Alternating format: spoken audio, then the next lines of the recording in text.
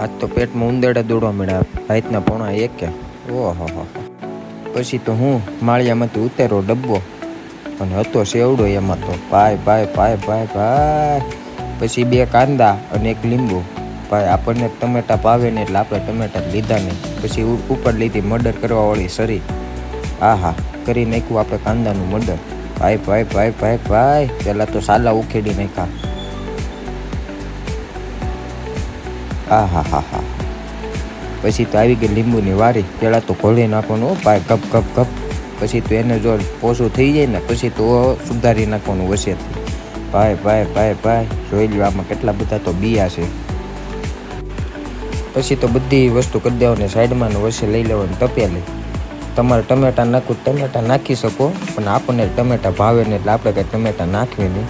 પછી કાંદાને સુધારી લેવાના ઝીણી કટકી, તમને જે રીતની ફાવે એ રીતના. આપણને તો મીડિયમ કટકી ફાવે. પછી જોઈ લો કાંદા સુધારીને આવી જાય આંખમાં આવડા. ઓહો. પછી તો આવી ગયો મેદાનમાં મસાલો.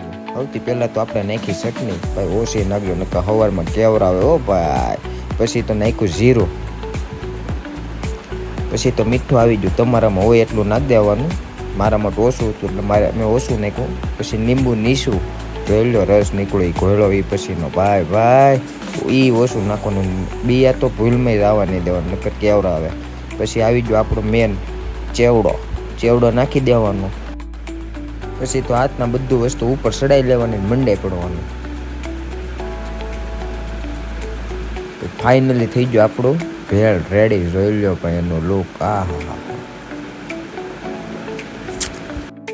પછી તો સમસી લઈને આપણે તો મંડાઈ જાય ખાવા. શું વાત છે કે ભેળ બની છે ભાઈ.